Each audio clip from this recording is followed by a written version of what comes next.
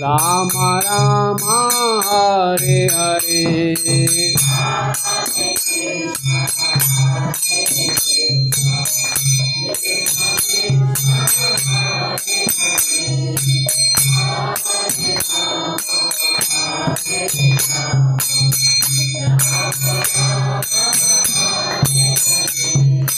Hare Krishna, Krishna Krishna, Hare Hare, Hare Rama, Rama Rama, Hare Hare.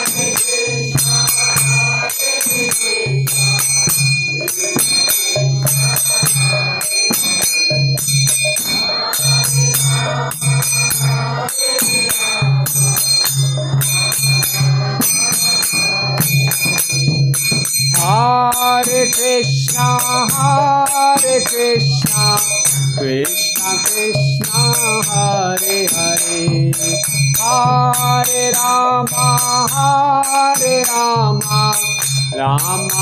Rama, Hare Hare.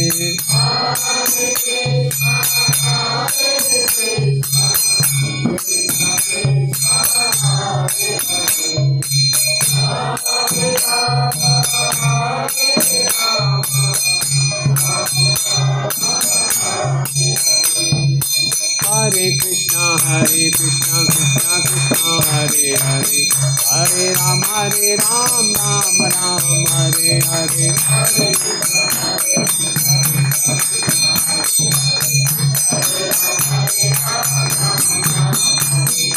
Hare Krishna, Krishna Krishna, Hare Hare, Hare Ram, Ram Ram, Hare Hare.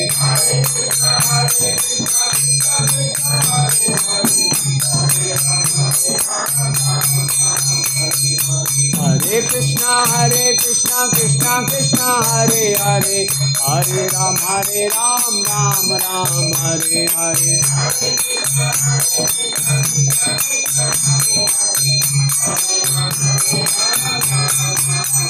Jaya Prabhupada, Prabhupada, Prabhupada, Srila Prabhupada.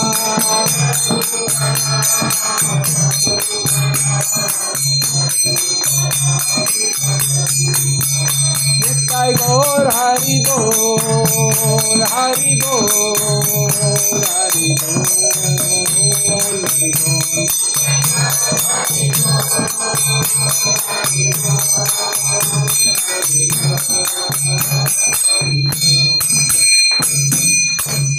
जय विष्णुपाद परमहंस प्रभु जी का आचार्य स्तोत्र Srimad his divine grace A C Bhaktivedanta स्वामी श्रील प्रभुपाद की ISKCON founder आचार्य जगत गुरु से the whole world AC Bhaktivedanta स्वामी श्रील प्रभुपाद की जय विष्णुपाद परमहंस प्रभु जी का आचार्य स्तोत्र Srimad his divine grace भक्ति सिद्धांत शशि ठाकुर महाराज प्रभुपाद की अनंत कोटि वैष्णववृंद की नामाचार्य श्री हरिदास ठाकुर की प्रेम से कहो श्री कृष्ण चैतन्य प्रभु नित्यानंद श्री अद्वैत गदाधर शिवासदि गौर भक्तवृंद की श्री राधा माधव जी की श्री गौर निताय की बद्रीनाथ जी की बद्रीनाथ धाम की बद्रीनाथ यात्रा की निताय गौर प्रेमानंदे.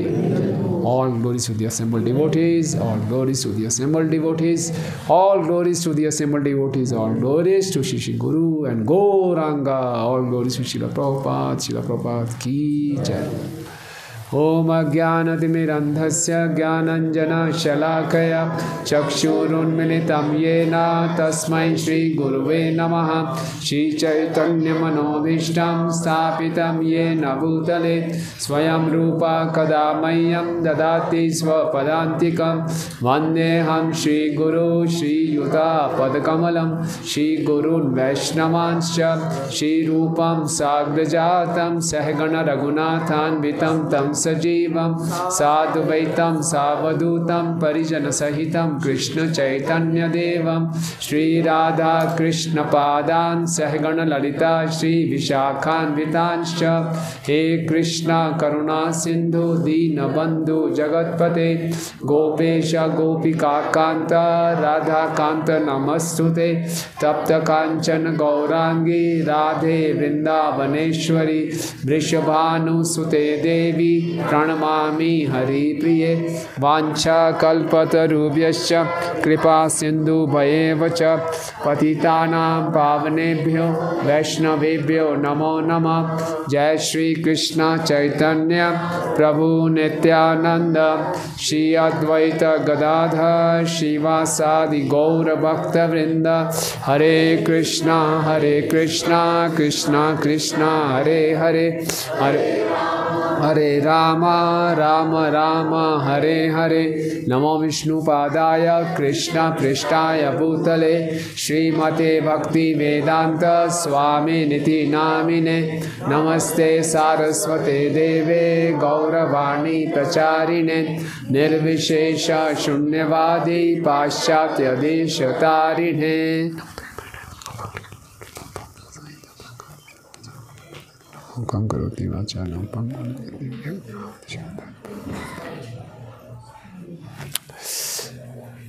नारायणं नमस्कृत्यं नरं चैव नरोत्तमं देवीं सरस्वतीं व्यासं ततो जयमुदीरयेत्। हरे कृष्णा। आप सब भक्तों का हार्दिक स्वागत है बद्रीनाथ धाम में। हरि हरि बोल। हमने सोचा नहीं था कि रात्रि के इस समय क्लास करनी पड़ेगी। तो देखिए हर चीज़ बहुत ही अनसर्टेन है ये भौतिक जगत में, लेकिन ये धाम की विशेषता है। जैसे कल चर्चा कर रहे थे, हमें भगवान की हर योजना के लिए अपने आप को तैयार रखना चाहिए। तो आप सब भक्तों का बहुत बहुत धन्यवाद। आपने अपने को बहुत एडजस्ट किया, बहुत तपस्या की, बस बहुत दूर रखी, वहाँ से अब सामान उठा के लाए, फिर प्रसाद पाया, फिर यहाँ पे भी आए। So thank you very much. इससे दिखता है कि आप सबका श्रवण में बहुत अधिक उत्साह है और यही उत्साह हमें भक्ति में आगे बढ़ाएगा। सो आप सबको बहुत बहुत शुभकामनाएं। आप सबके लिए हरि बोल हरि बोल। तो अभी हम पहुँचे हैं बद्रीनाथ धाम में और इसके विषय में बहुत सुंदर सुंदर कथाएं हैं। मैं परम पूजनीय भक्ति रसामणी स्वामी महाराज का लेक्चर सुन रहा था, तो उन्होंने बहुत सुंदर सुंदर कथाएं सुनाई। कुछ मुझे मालूम थी, कुछ नई कथाएं हैं, तो आपसे शेयर करेंगे। और कल हम जब सुबह दर्शन करने जाएंगे तो और हमें अच्छा लगेगा, क्योंकि हम उनके बारे में सुन चुके हैं। तो एक बार क्या होता है, नारद मुनि जी आप जानते ही हैं भगवान के परम शुद्ध भक्त हैं। और नारद मुनि जी प्रभुपाद कहते हैं ट्रांसेंडेंटल स्पेसमैन हैं, कहीं भी किसी भी समय में पहुंच सकते हैं।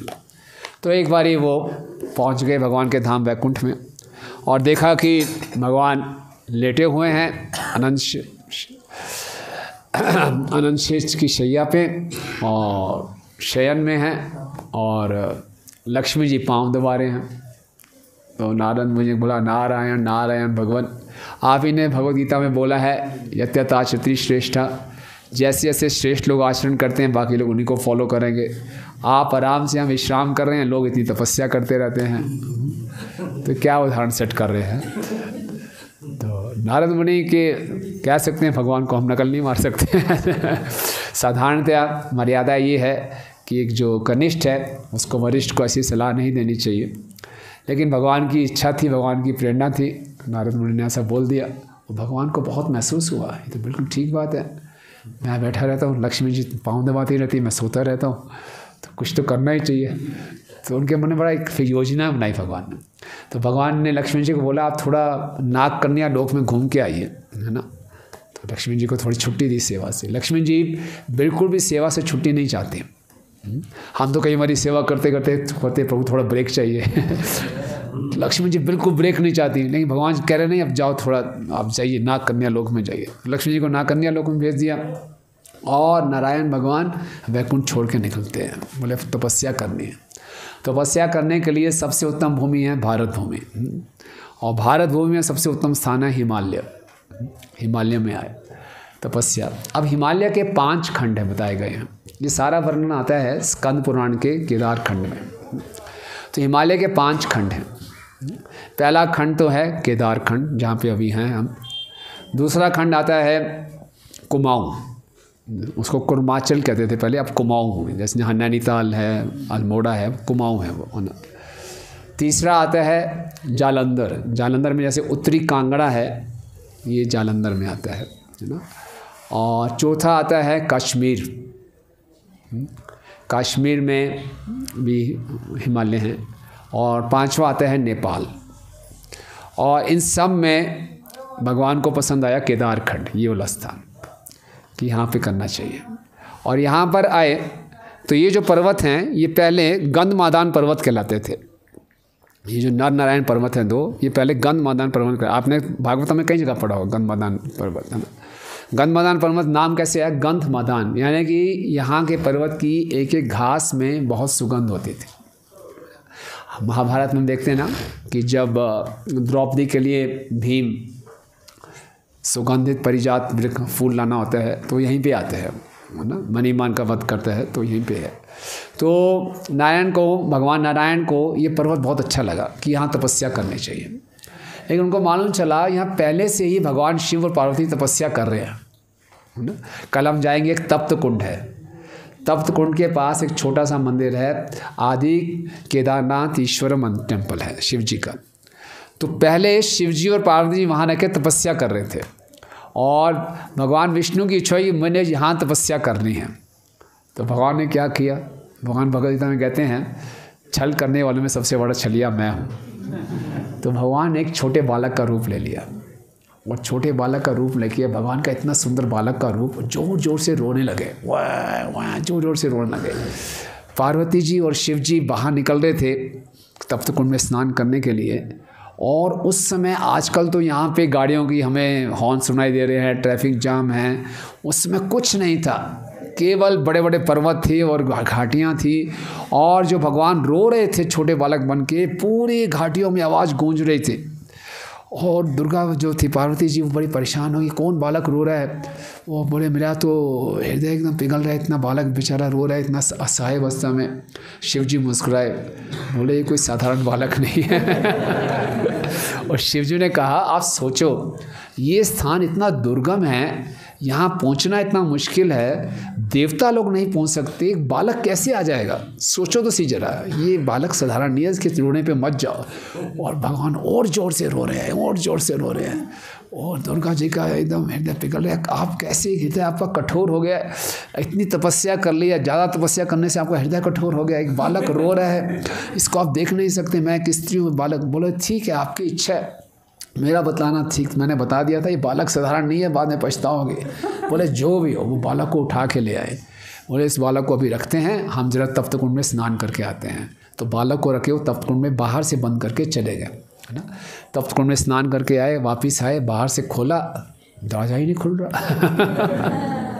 बोले क्या हो गया? दरवाज़ा ही नहीं खुल रहा, बाहर दरवाज़ा खुल नहीं रहा। शिव जी मुस्कुराने लगे, वो घबरा के क्या हुआ? और थोड़ा सा अंदर झांक के देखा तो भगवान विष्णु आराम से लेटे। तो शिव जी ने प्रणाम किया बाहर से ही, तो आपकी ये इच्छा थी, आपको ये स्थान चाहिए था तपस्या करने के लिए, ठीक है। और शिव जी और पार्वती जी पहले यहाँ तपस्या करते थे जिसको हम बद्रीनाथ कहते हैं, और शिव पार्वती जी यहाँ से जाके फिर केदारनाथ में चले गए, तो वहाँ तपस्या करते हैं। तो यहाँ भगवान तपस्या करने लगे, बिल्कुल पद्मासन में बैठ के तपस्या करते थे।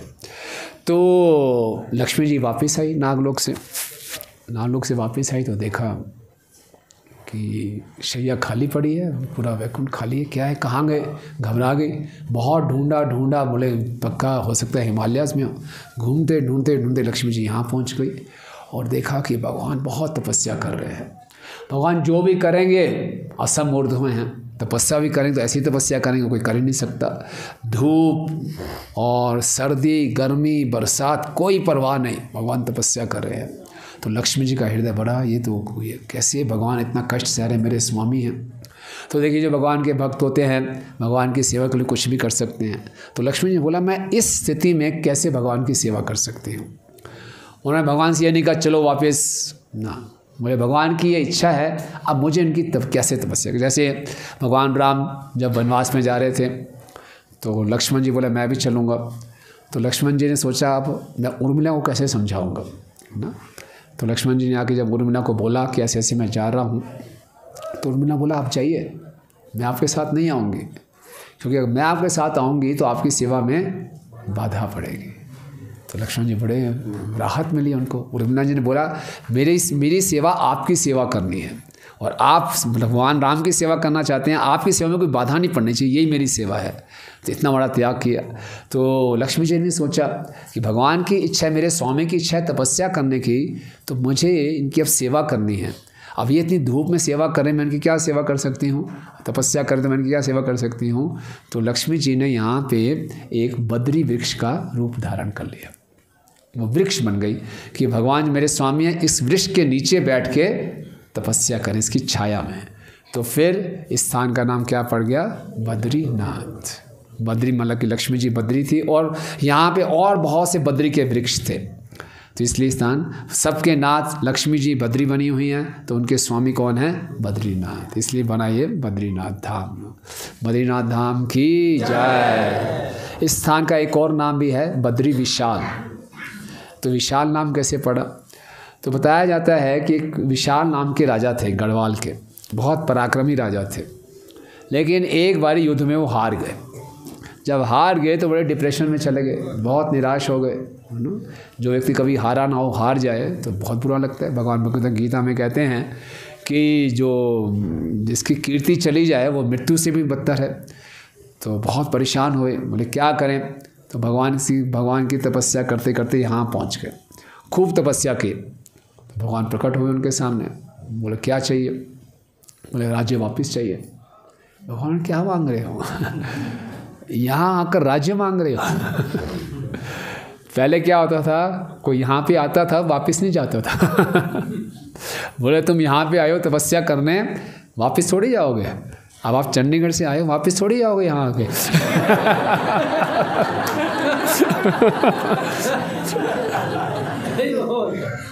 वापस नहीं जाना। यहाँ पे जो आता था पहले अल्टीमेट, बस यहाँ से सीधा जा रहा है वैकुंठ रास्ता। तो पहले यही होता था कि अगर कोई बोल रहा है कि मैं हिमालय में जा रहा हूँ तो बस जा रहे हैं, गुड बाय, उसके बाद वापस नहीं आना।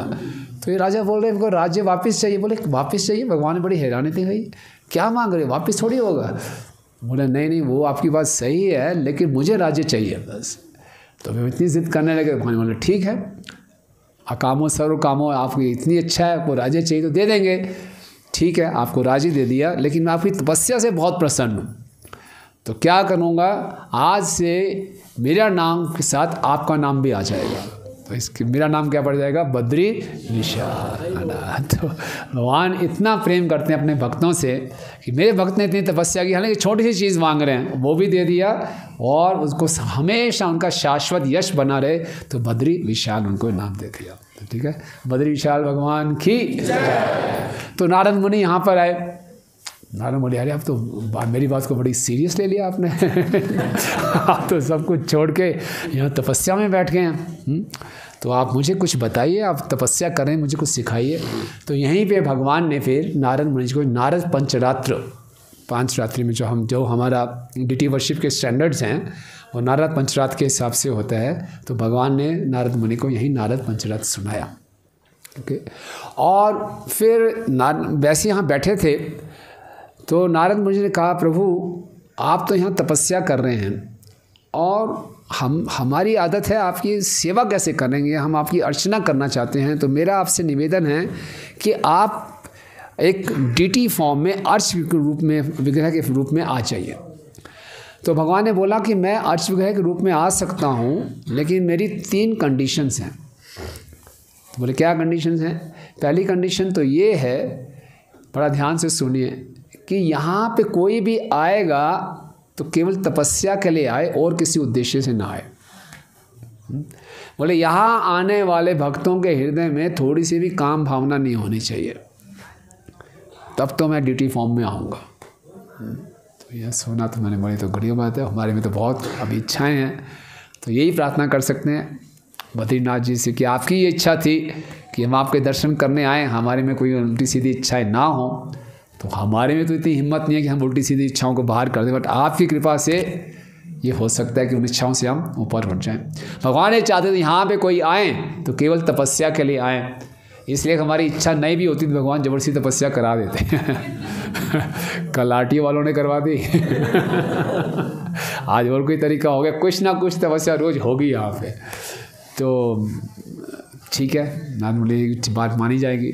और दूसरी कंडीशन ये है कि मेरी अगर आप अर्चना करेंगे भी तो इसी योग मुद्रा में करेंगे, मैं इसी मुद्रा में रहूँगा तो उसकी अर्चना होगी। बोले ठीक है। और तीसरी कंडीशन ये है कि लक्ष्मी जी का जो विग्रह होगा वो मेरे दाएं हाथ में होगा, बाएं हाथ में नहीं। साधारणतः हम देखते हैं श्रीमती राधा रानी बाएं हाथ में होती है, लेकिन बोले अब वो मेरे दाएं हाथ में यहाँ रखी जाएगी। तो बोले ठीक है। तो ये 3 कंडीशंस मान ली गई और फिर यहाँ पे भगवान अर्च विग्रह के रूप में भी दर्शन देने लगे। तो सतयुग, त्रेता युग, द्वापर युग, कलयुग। तो सतयुग में भगवान यहाँ पे, सतयुग में सभी परमहंस होते हैं। सतयुग में सब लोग बहुत ही स्वच्छ हृदय के, धर्म के सारे नियमों का पालन करने वाले। तो यहाँ पे लोग आते थे, भक्त आते थे सतयुग में और भगवान के यथारूप दर्शन करते थे। अर्च विग्रह भी और यथारूप भगवान योग मुद्रा में बैठे हैं उनके दर्शन करते थे। सतयुग में सब कोई सुविधा थी। त्रेता युग में भगवान केवल अपने शुद्ध भक्तों को अपना दर्शन देते थे योग मुद्रा में बैठे हो। द्वापर युग में भगवान ने थोड़े दर्शन कम कर दिए और द्वापर युग के अंत में दर्शन बंद हो गए। तो सारे भक्तगण, सारे देवतागण परेशान हो गए कि भगवान हमें आपके दर्शन चाहिए, आप क्यों नहीं दर्शन दे रहे। तो भगवान ने बोला कि अब देखो कलयुग शुरू होने वाला है, अब मैं दर्शन नहीं दूंगा। और कलयुग के लोग की थोड़ी प्रशंसा की भगवान ने कि भागवतों में भी प्रशंसा है कलयुग के लोगों के, मंद सुमंद मत्यो, हमेशा लड़ाई करते रहते हैं, झगड़ा भी करते हैं। और भगवान ने बोला इन सब बातों से समस्या नहीं है, ये तो कोई बात नहीं। जो सबसे बड़ा अवगुण लगा भगवान को कि बड़े घमंडी होते हैं कलयुग के लोग। तो घमंडी लोगों के सामने में प्रकट नहीं हो सकता। अक्सर लोग बोलते हैं कि आप भगवान हैं, आप दिखाइए अगर भगवान हैं तो ये आपके अंदर ये घमंड है तो भगवान कभी प्रकट नहीं होंगे। बोले कलयुग के लोग योग्यता कुछ नहीं है और घमंड बहुत है, तो इसलिए नहीं। इसलिए पहले द्वापर युग तक क्या होता था, आम व्यक्ति भी, सड़क पे चलने वाला व्यक्ति भी देवताओं के दर्शन कर लेता था। द्वापर युग के लोगों में इतनी योग्यता होती थी। कलयुग में तो देवताओं छोड़ो, ऋषि मुनियों के भी दर्शन नहीं होते और भगवान के दर्शन होंगे नहीं। तो बोले कलयुग में मैं केवल अर्च विग्रह के रूप में दिखाई दूंगा। तो इसीलिए उन्होंने ब्रह्मा जी को बोला कि आप कल हम जाएंगे तो एक नारद कुंड है, नारद शिला के नीचे नारद कुंड है, वहाँ पे जाइए, उसमें आपको मेरा चतुर्भुज विग्रह मिलेगा, उसको लाके स्थापित कर दीजिए और मंदिर बना दीजिए। तो आप भी सेवा कीजिए और जो मनुष्य हैं वो भी सेवा करेंगे। तो ब्रह्मा जी गए नारद कुंड में, जब उन्होंने कूदा उनको विग्रह प्राप्त हुआ, विग्रह को स्थापित किया गया। ये आपको पुराणिक इतिहास बता रहे हैं, फिर ये विग्रह कैसे है वो भी बताएंगे। वो स्थापित किया और ब्रह्मा जी ने विश्वकर्मा को आज्ञा दी, भगवान के लिए सुंदर सा मंदिर बनाइए। मंदिर बना दिया गया और 6 महीने देवतागण पूजा करते थे, 6 महीने यहाँ के मनुष्य पूजा करते थे। आज भी ये सिस्टम चल रहा है। ग्रीष्म काल में मनुष्य करते हैं और जब शीत ऋतु आती है तो देवतागण पूजा करते हैं। तो ये चलता रहा। अब प्रश्न उठता है कि अब ये जो विग्रह हैं ये कैसे प्रकट हुए। ये तो पौराणिक कथा थी, स्कंद पुराण में बताया जाता है। तो उसके बाद अब क्या हुआ कि अब कलयुग में आदि शंकराचार्य जी आए और शंकराचार्य जी ने 12 वर्ष की उम्र में शायद संन्यास ले लिया था। और जब वो 13 वर्ष के थे, छोटे से बालक ही थे, 3 महीने का पूरा यात्रा करके वो यहाँ पहुँचे थे। और यहाँ उनकी इच्छा हुई भगवान के दर्शन करने के लिए। जब दर्शन करने की इच्छा हुई, दर्शन किए तो देखा भगवान के विग्रह ही नहीं है और केवल एक शालिग्राम शिला रखी हुई है। तो बड़े निराश हुए। तो पुजारियों से पूछा भगवान कहाँ चले गए। तो पुजारियों ने रोते रोते बताया कि यहाँ जो साथ में उस समय जो था, अभी जो चाइना है, यहाँ से डाकू लोग आते थे और कुछ चोरी करते थे। तो डाकुओं से छिपाने के लिए पुजारियों ने क्या किया, पुजारियों ने कि जब भगवान को नारद कुंड में डाल दिया, कुंड में छिपा दिया। उसके बाद हमने बहुत प्रयास किया लेकिन भगवान मिलते ही नहीं है।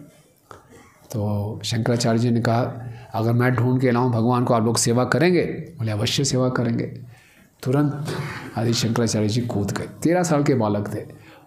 पुजारियों ने रोकना चाहा, काफ़ी लोग अपनी जान गंवा चुके हैं यहाँ पे। यहाँ अलकनंदा का प्रवाह इतना तेज है, आप बह जाओगे। उन्होंने परवाह नहीं की, कूद गए और वहाँ से एक विग्रह निकाल के बाहर ले आए। हरि बोल। और जो विग्रह थे, चतुर्भुज विग्रह थे, लेकिन वो खंडित थे। तो ये खंडित विग्रह कैसे स्थापित करेंगे? उन्होंने दोबारा से इस विग्रह को अलकनंदा रिवर में बहा दिया और फिर से नारद कुंड में कूदे। फिर से उनको एक विग्रह मिल गया। फिर इस विग्रह को बाहर निकाल के आए, वो भी खंडित था। ये क्या है? उसको भी अलकनंदा रिवर में डाल दिया। फिर से नारद कुंड में कूदे। पहले किसी को एक विग्रह भी नहीं मिल रहा था, लेकिन शंकराचार्य को तीसरा विग्रह भी मिल गया और वो भी खंडित। तो शंकराचार्य जी समझ गए भगवान की इच्छा कि इसी रूप में मुझे स्थापित करना है। तो उन्होंने उस रूप में उसको स्थापित कर दिया। ठीक है। और उन्होंने बताया कि इसकी पूजा करने के लिए, क्योंकि आदि शंकराचार्य के जी आप जानते हैं, जैसे मैं बता रहे थे, वो किसके अवतार हैं? शंकराचार्य जी शिव जी के अवतार हैं। और उनका प्राकट्य हुआ था केरला क्षेत्र में। और वहाँ से उन्होंने बोला कि इसकी पूजा अर्चना के लिए जो केरला के नमबुद्री जात के ब्राह्मण होते हैं वो आके इनकी अर्चना करेंगे, यहाँ के लोग नहीं। तो आज भी केरला के पुजारी इनकी पूजा करते हैं। मैनेजमेंट में यहाँ के लोकल लोग हैं, लेकिन जो पूजा अर्चना है वो नमबुद्री जात के पुजारी आके पूजा करते हैं। आप इसने कल रामेश्वरम गए थे आप महाराज की यात्रा में, तो रामेश्वरम में जो पूजा करते हैं, अर्चना करते हैं, वहाँ के पुजारी कहाँ से आते हैं मालूम है? तमिलनाडु से नहीं आते, महाराष्ट्र से आते हैं। तो ये शंकराचार्य जी का बहुत बड़ा विजन था। नॉर्थ इंडिया में पूजा करवानी है तो साउथ इंडिया से पुजारी आ रहे हैं, साउथ इंडिया में पूजा करवानी है तो वेस्ट इंडिया से पुजारी जा रहे हैं, है ना। ये उनका बहुत बड़ा दृष्टिकोण था। तो इस प्रकार से ये उन्होंने यहाँ पे शुरू करवाई, आदि शंकराचार्य जी ने पूजा शुरू की। और फिर क्या हुआ, यहाँ तक तो बात हो गई। अभी फिर आएंगे कि ये विग्रह फिर में बीच में फिर अप्रकट हो गए थे। अब कहा जाता है कि बद्रीनाथ जी का कनेक्शन तिब्बत से भी है। और हमारे पुराणों में तिब्बत को बोलते थे त्रिवष्टप, तो नाम बिगड़ते बिगड़ते त्रिवष्टप का नाम पड़ गया तिब्बत। तो वहाँ पे एक मठ था, उस मठ का नाम था थोलिंग मठ। तो थोलिंग मठ में जो लामाज होते थे, वहाँ पे तिब्बत में लामा होते हैं ना, वो जो लामाज हैं वो भी बद्रीनाथ जी की पूजा करते थे। तो बद्रीनाथ की पूजा करते थे लामा सब। बाद में क्या हुआ, जब बुद्ध धर्म का प्रचार हुआ तो बुद्ध धर्म के प्रचार से बौद्ध धर्म काफ़ी फैला। और बौद्ध धर्म जब फैला तो उन्हीं लामाज ने मांसाहार करना शुरू कर दिया। लामाज ने मांसाहार शुरू करना कर दिया तो बद्रीनाथ जी को बहुत क्रोध आया कि मेरी पूजा अर्चना कर रहे हो, साथ में मांसाहार कर रहे हो। तो क्या किया बद्रीनाथ ने, ऐसी सुंदर लीला की कि जो वो मठ था, तो थोलिंग मठ था, तो बद्रीनाथ जी एक रात को थोलिंग मठ के छत फाड़ के निकल गए। छत को फाड़ के निकल गए। और बताया जाता है कि एक घोड़े पे बैठ के, उस घोड़े का नाम था श्यामकर्ण, बैठ के घोड़े पे बैठ के इस क्षेत्र में आ गए। कल आप जाएंगे, माना गाँव है यहाँ पे, माना गाँव में वहाँ चले गए और वहाँ उन्होंने अपने आप को छुपा लिया। लामा लोग आए सुबह तो देखा भगवान नहीं है और छत फटी पड़ी है। बड़े डर गए, भगवान कहाँ चले गए। भगवान को उन्होंने खोजना शुरू किया, खोजते रहे, खोजते खोजते वो यहाँ पे पहुँच गए। जब भगवान को मालूम चला कि वो यहाँ आ रहे हैं तो भगवान ने अपने आप को, एक चामरी गाय है यहाँ पे, उसकी पूँछ में बहुत से बाल होते हैं, भगवान ने अपने आप को इतना छोटा कर लिया छुपाने के लिए, उस चामरी गाय की पूँछों के बाल के नीचे छिप गए। और जब पूँछों के बाल के नीचे छिप गए तो लामा लोग आए, भगवान को ढूंढ नहीं पाए और वापस चले गए। बोले भगवान नहीं है, तो भगवान हमसे नाराज़ है, चलो बात नहीं, चले गए। और जब वो चले गए तो फिर भगवान वापस आए और फिर यहाँ आकर दोबारा से स्थापित हुए।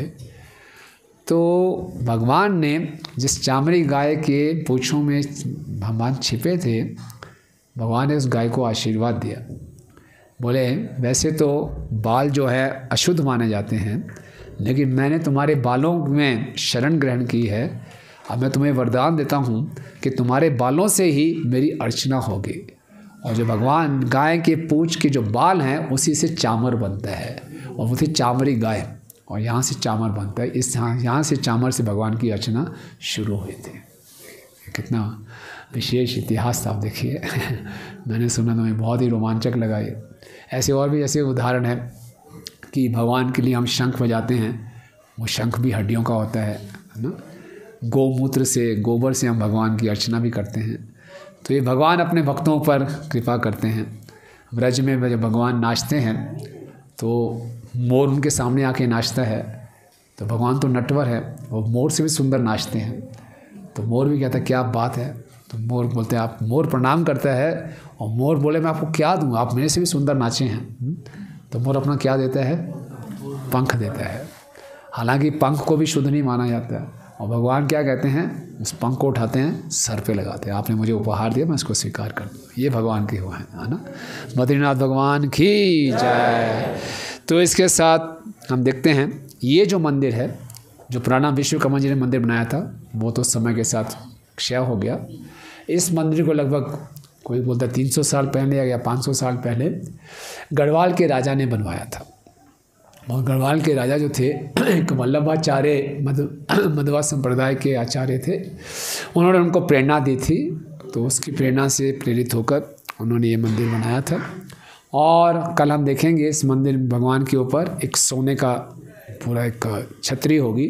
उस छतरी को एक इंदौर की रानी थी, उन्होंने उसको दिया, अपने भक्ति भाव से उसको दिया। तो इस प्रकार से ये भगवान का होगा। और यहाँ पे एक हमें विग्रह नज़र आएंगे जब हम परिक्रमा करेंगे। उस व्यक्ति का नाम होगा घंटाकर्ण। नाम सुना आपने, घंटाकर्ण? तो घंटाकर्ण एक बहुत ही दुष्ट व्यक्ति था, जो कि पिशाच बन गया था। और ये मदिरा पान करता था, मांसाहार करता था, लोगों को तंग करता था, बहुत ही जो कहते हैं खलनायक था ये। लेकिन एक अच्छी बात थी कि शिव जी का बहुत बड़ा भक्त था, कट्टर भक्त था शिव जी का। किसी और देवी देवता का नाम इनके जीवा पे नहीं आता था। और भगवान नारायण से बहुत घृणा करता था। और शिव जी की घोर तपस्या, तो शिव जी की इतना पूजा की, इतनी तपस्या की, शिव जी प्रसन्न हो गए, बोले क्या चाहिए। बड़े हैरानी की बात है, ये पिशाच योनि में चला गया था, तो बोले मुझे मुक्ति चाहिए। शिव जी बड़े हैरान हो गया, पिशाच उल्टे सीधे काम करता है, चाहिए मुक्ति, है ना। और ऊपर से नारायण से घृणा करता है। शिव जी बोले कैसे, कंट्राडिक्टरी है, मुक्ति भी चाहते हो, नारायण से घृणा भी करते हो, वो संभव नहीं है। क्योंकि नारायण के बिना कोई मुक्ति नहीं दे सकता, मैं मुक्ति नहीं दे सकता। अगर आपको कुछ ऐश्वर्य चाहिए, धन चाहिए, बल चाहिए, वो मैं दे दूंगा, मुक्ति नहीं दूंगा। वो बोलते ये सब मैंने बहुत देख लिया, मुझे मुक्ति चाहिए। तो बोले मुक्ति चाहिए तो फिर तो नारायण को करना ही पड़ेगा। बोले नारायण से मैं बहुत घृणा करता हूँ, बोले फिर मुक्ति नहीं मिलेगी, है ना। हरि बिना मुक्ति तरंती, भगवान हरि के बिना कोई मुक्ति नहीं दे सकते, आपको उन्हीं की शरण में जाना पड़ेगा। जब शिव जी ने इतना फोर्स किया, बोले ठीक है अभी मेरे को चाहिए मुक्ति, तो उन्होंने भगवान की तपस्या करनी शुरू कर दी, नारायण के ऊपर ध्यान लगाना शुरू कर दिया।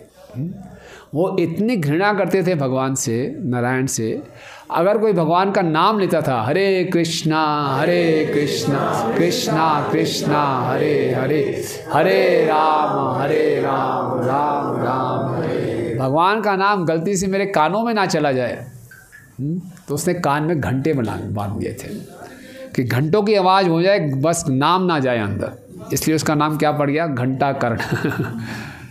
तो बोले नहीं, लेकिन अब वही घंटाकर्ण शिव जी के कहने पे क्या कर रहा है, भगवान की तपस्या कर रहा है।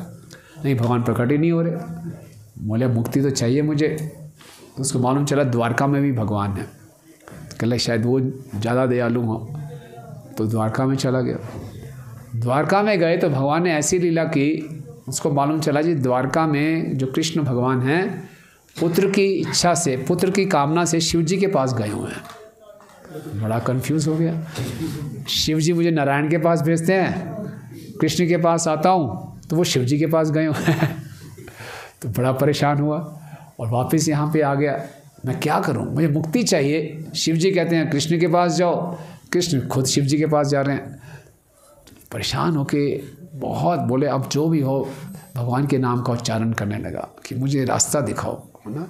अब बेचारा बहुत गंभीर हो गया, और बहुत असहाय होकर बहुत ही गहराई से प्रगाढ़ता से भगवान के नाम को पुकारने लगा, हरे कृष्णा कृष्णा कृष्णा हरे हरे, हरे राम राम राम हरे हरे।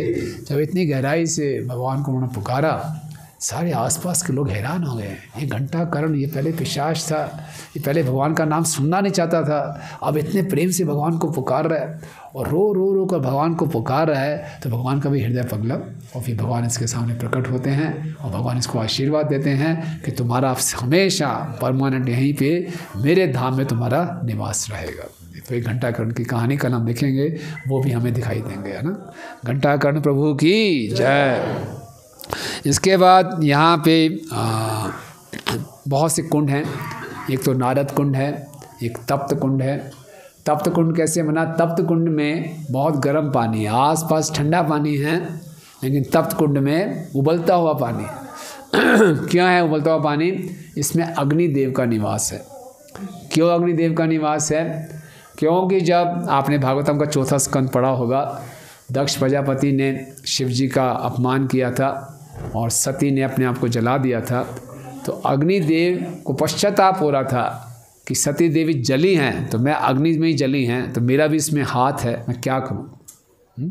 तो उनको बताया कि आपको पश्चाताप करना पड़ेगा, तपस्या करने के लिए सबसे उत्तम स्थान यही है। तो उनको बोला यहीं पे आके रहिए आप, और जहाँ पे जो भी आपके कुंड में आके स्नान करेगा उनका उद्धार हो जाएगा, यही आपकी तपस्या है। तो अग्निदेव यहाँ पे रह के तपस्या कर रहे हैं और उनके कुंड में हम स्नान करेंगे तो हमें भौतिक और आध्यात्मिक सारे लाभ प्राप्त होते हैं। तो ये तप्त कुंड की कहानी थी। और इसके साथ साथ यहाँ पे 5 मुख्य शिला भी हमें दिखाई देंगी। हर एक शिला के सामने लिखा हुआ है, नाम लिखा है। ये शिला है नारद शिला, गरुड़ शिला, नरसिंह शिला, वराह शिला और मार्कंडेय शिला।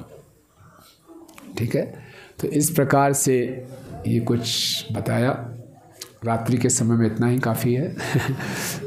और भी बहुत सी महिमा है, लेकिन मेरे ख्याल से अब 9 बज चुके हैं। तो हमने जाना कि बद्री विशाल भगवान कैसे प्रकट हुए यहाँ पे, और ये अर्चविग्रह कैसे आए, आदि शंकराचार्य जिनको खोजा, कौन कौन से कुंड हैं, कौन कौन सी शिलाएँ हैं, घंटाकर्ण की क्या कहानी है, ये सब हमने चर्चा की। ठीक है, कैसे भगवान यहाँ प्रकट हुए ये भी चर्चा की। हरे कृष्णा। किसी कोई प्रश्न है, क्वेश्चंस और कमेंट्स है इसमें? लामास है ना, तिब्बत में जो मॉन्क्स होते हैं लामा कहते हैं उनको। ठीक है, और दलाई लामा जाए, हाँ ऐसे लामास। दलाई लामा तो मुख्य हो गया, बाकी लामास होते हैं। यस माता जी।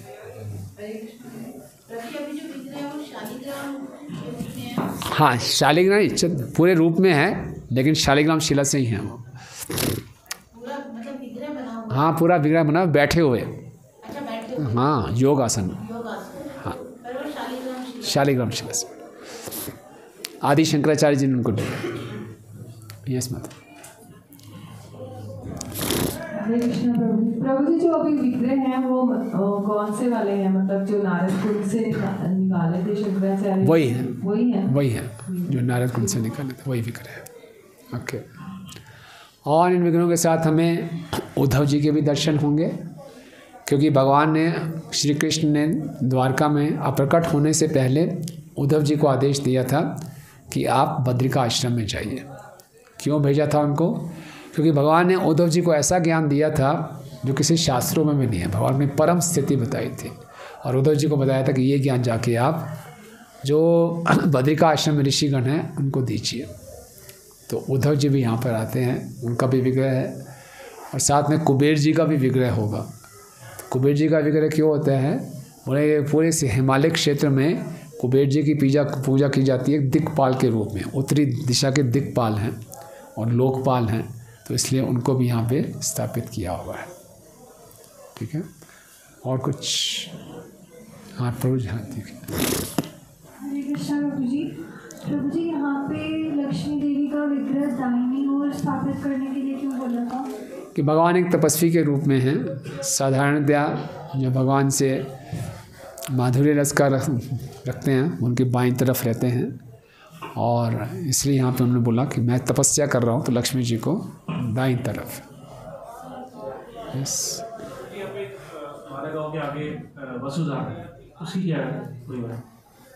माना गांव के आगे वसुधारा। वसुधारा, हाँ, मैं उसमें ज़्यादा जान नहीं पाया, बस ये बताया जाता है कि वहाँ से पांडव लोग गए थे ऊपर, है ना। हाँ, और साथ में कल आप वहाँ भी जाएंगे। व्यास देव जी की गुफा है, गणेश जी की गुफा है। फिर वहाँ जाएंगे जहाँ से सरस्वती का उद्गम है, केशव प्रयाग जो यहीं पे रह जाता है, सरस्वती जहाँ जाके मिलती है, वहाँ हम स्नान भी कर सकते हैं। और भीम पुल वो भी स्थान है। ओके, और कुछ? यस माता जी, पीछे।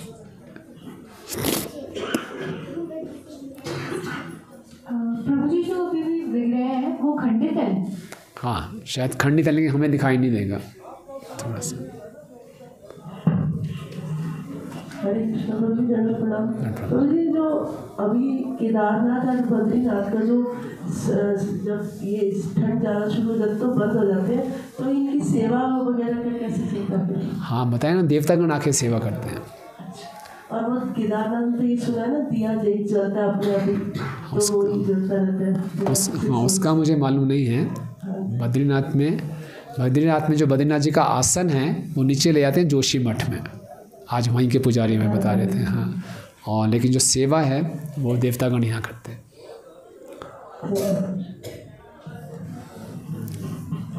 ठीक है। यस माता जी। 6 महीने के लिए जब पट बंद हो जाते हैं तो भगवान के विग्रह भी नीचे लेके नहीं, भगवान के विग्रह तो नहीं, स्वयं वो भगवान के विग्रह नहीं आते, वो तो वहीं स्थापित जाते हैं, उनका आसन आता है यहाँ पे।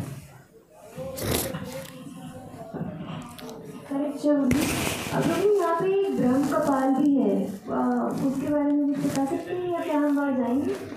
पता नहीं मुझे, जाएंगे ब्रह्म कपाल। बहुत सी जगह है माता जी, मुझे भी इतना नहीं मालूम पूरा, जितना आपसे था शेयर कर पाया। पीछे हरे कृष्णा प्रभु जी, दंड प्रणाम। धन्यवाद। प्रभु जी, जैसे अभी माता जी ने पूछा कि 6 महीने नीचे सेवा होती है, और आपने बताया कि सर्वो विग्रह है भगवान के, वो यही स्थापित रहते हैं, तो नीचे प्रभु जी कौन से विग्रह हैं? नीचे आपने देखा ना, जोशी पंथ में उनके लगभग प्रतिभू विग्रह रखे हुए थे, जी, तो वो भी सेवा होती है और भगवान का सिंहासन भी आ जाता है। जी प्रभु जी, थैंक यू। ओके, बहुत बहुत धन्यवाद, आपने बहुत हिम्मत दिखाई बहुत उत्साह दिखाया। आपके उत्साह को देख हमारा उत्साह बढ़ रहा है। इतने थकावट में भी आपने इतना ध्यान से सुना, आपसे भगवान बहुत प्रसन्न होंगे। आपका बहुत बहुत धन्यवाद। जगत गुरु